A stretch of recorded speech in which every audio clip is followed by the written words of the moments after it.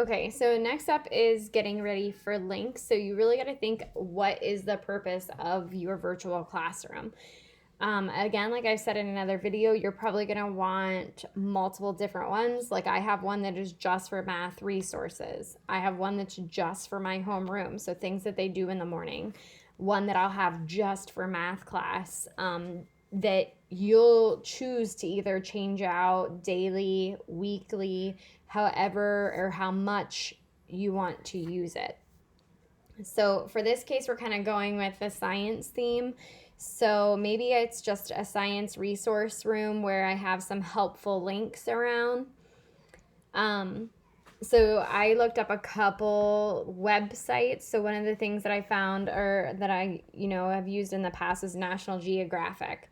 So maybe I want to put a picture, something to do with National Geographic, here on the shelf and link it to that website. So you can, again, go to the image. You can go to insert or hit this, and you can hit search the web. Oh, sorry about that. Help if I don't hit the exit button. So if I type in national,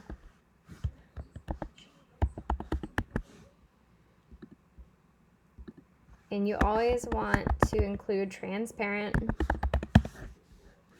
See if I get anything that I like. I was hoping for like what National Geographic magazine. Let me see if I can find anything going here.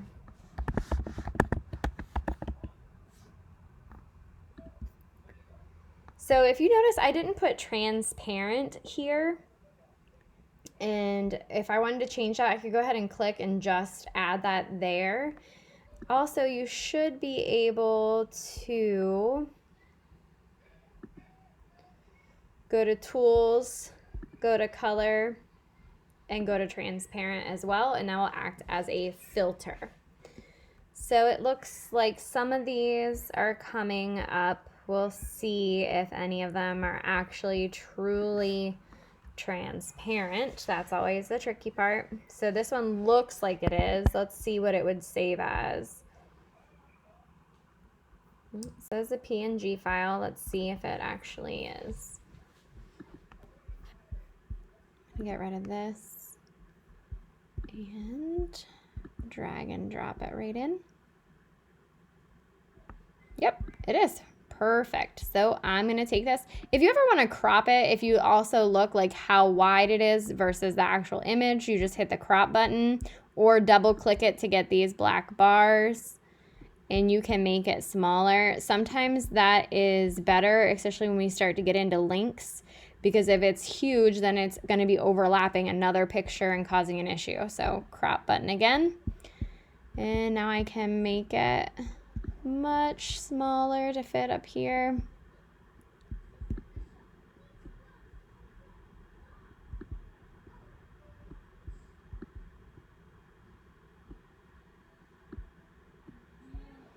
Okay, so again, you can be as picky as you want, how you want that sitting on the shelf. The next thing I was looking at was the Smithsonian. They have a neat game center, different kind of science games that they have. So I'm gonna go here.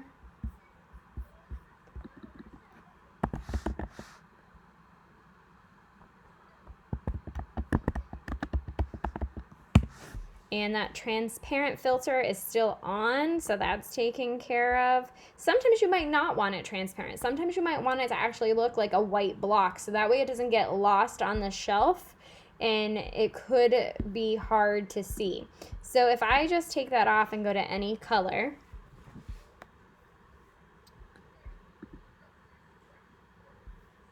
that looks like that is a ping, so we don't want that.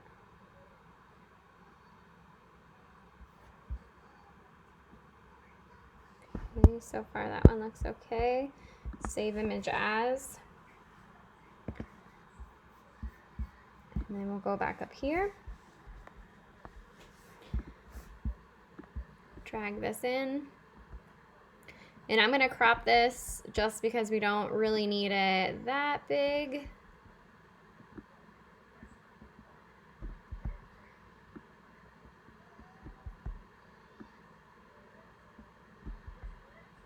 make it a little bit even.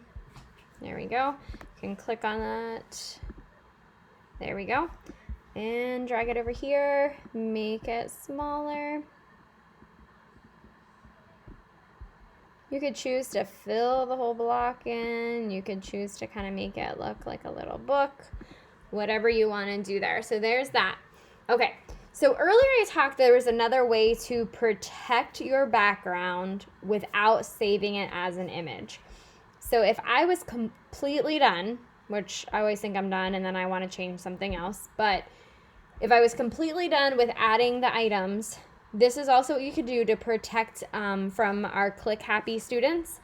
So you would go here to insert a shape, pick the square, and you're going to create a square over the whole slide. And my desk goes a little off, so I'm going to come clear out. And then you're going to go here and make the square transparent. Make sure you take the border line out transparent as well. And now if you look, I can't click on anything, but all my animated stuff is still moving. So that protects it when the kids start getting in there and start clicking on stuff, that they're not going to actually delete everything that you just worked so hard to create. So now comes in our links. You can link to pretty much anything. You can link to another slide that might be in your presentation. You can link to a video. You can link to a website. You really have a lot of options. So first, let me show you about linking to a video. So maybe I want this Giphy to be linked to a YouTube video by Bill Nye. So what you'll do, since we put that protective barrier in, what you would do is go ahead and draw another shape. And you want to make sure that it's covering whatever you're going to want them to click on. So I always go a little bit bigger. And again, make it transparent. So this is just a protective barrier. I can move it wherever I want. And this is going to be what they can click on to go to their video. Okay, so what you can do, you can hit Control click and you can go to link, or for my shortcut people, you can hit Command K and it will give you the same thing. So now it's asking me, do I want to link it to a slide or do I want to link it to something on the web? So you can actually search Google right here, or if you already have a link, you can copy and paste it in. So I looked up a YouTube video real quick from Bill Nye, and you can go to share button on YouTube, copy, come back here, Command V, paste it in, and make sure you hit apply. I forgot that step a couple times and it does not save, obviously. So right here, if you see, that link is actually still there. They can click that and it will send them right to that video. Now our periodic table. Maybe I want that to send them to an interactive periodic table. So again, I create a shape. I draw it over the area that I would want them to click on. If you want them to click on you to do something, you're going to want to make sure that this box is maybe on this side of the poster, not over top of the Bitmoji, or move it over here. So that's something that you'd have to kind of think about. So maybe I do want her on the opposite side. I'd have to delete that barrier and move her.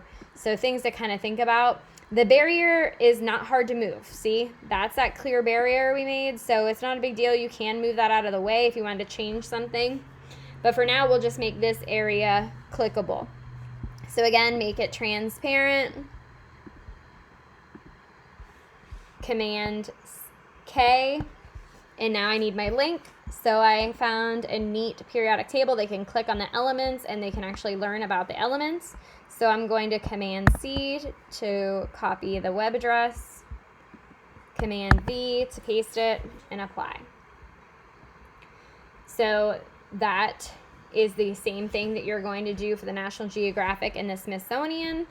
So what you could do if you wanted is make, because these are about the same size, you can make the shape transparent, transparent, and then you can Command C, Command V. So now that you have 2 of them, and you can move it over here on your Smithsonian. So now here you have both your blocks, and now you can link them. So Command K.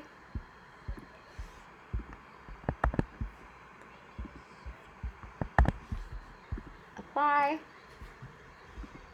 Click again, Command K.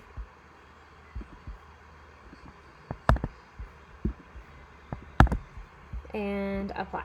So your links are all there for them.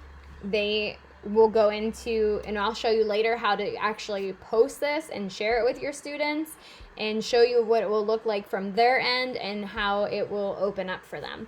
So that's how you can link. If you would want to link anything on your slide to an actual PowerPoint slide, so maybe you have another slide down here with, say, your contact information on it, you can definitely do that too.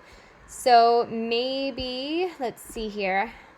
I didn't put a lot in here. So I would say maybe if you had a phone here or something, they could click on the phone to contact you. But maybe for now, they will click on the computer. So there's my square. Make it transparent.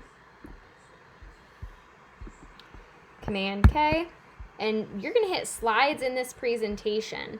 And obviously, I don't have anything created, but we'll just go ahead and pick the first slide, apply. So now when they click on this, it will actually send them directly to the slide that you want them to see. If you get into connecting slides like that, you'd want to make sure that you include a back button or a home button, so you'd link it back to wherever your original slide is. That way it's easy for them to maneuver back and forth. So that's your basics on how to link different things in your virtual classroom.